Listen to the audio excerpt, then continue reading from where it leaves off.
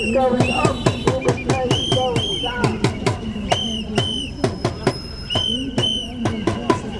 ururka u dooda xuquuqda darawalada taksiyada gaarka ah ee UK Private Hire Drivers Union oo aanu ku booqanay xafiiskooda ayaanu waxaan wax ka weydiinay banaanbaxa cabashada ah oo ay ku qabteen dhowaan bartamaha magaalada London iyo sababta loo aasaasay midowgan. UK Private Hire Drivers Union waa urur u taagan ilaalada xuquuqda darawalada gaarka isla markaana ka hortaga inaan lagu xadgudbin xuquuqdooda. UK Private Hire Drivers Union oo ah mid baaxad weyn ayaa leh qareeno kala duwan oo heegan u ah soo dhicinta xaqa darawalada ee wasaaradda gaadiidka ee UK iyo shirkadaha taksiyada ee loo shaqeeyo sida Uber, Bolt, Freenow iyo kuwa kale ee la midka ah.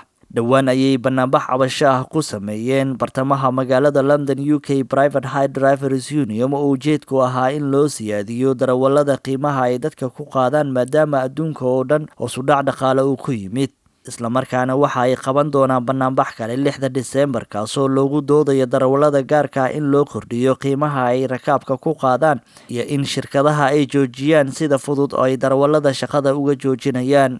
mudane Anas Maxamed oo ah gudoomiye ku-xigeenka UK Private Hire Drivers Union oo u waramayay telefishinka caalamiga ee Home Cable ayaa waxa uu yiri tigana ku hadlay magaca gudiga iyo hawlwadeennada Injineer Cabdifataax waxaan ku soo dhaweynayaa UK PhD Union xafiiskiisa London. Unionka waxaa la aasaasay 2020kii wuxuu operational yahay muddo 3 sano ah. Unionku wuxuu difaacaa private hire driver license-kooda PCO-ga oo ay bixiso TfL Transport for London. Unionka hawlaha uu darawalada u qabto aad bay u farabadan yihiin. haddaan mid iyo laba kaaga tilmaamo, Unionka wuxuu ka caawiyaa darawaliinta app operator-ka sida Uber, Bolt iyo Freenow oo mararka qaar si sharci darro ah darawalka appka uga xidha.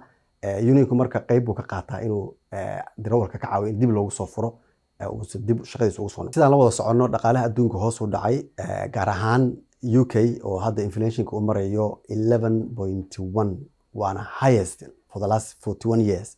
marka anagoo taa ka duulayna waxaan sameynay mudaharaad mid kalena waa qabanay 6 December si operatorada ama shirkadaha loo shaqeeyo Uber, Bolt iyo Freenow ay darawaliinta dhaqaalada kor u soo kiciyaan sababtoo ah inflationkii oo hoos u dhacay iyagii fairkii kor uma soo qaadin.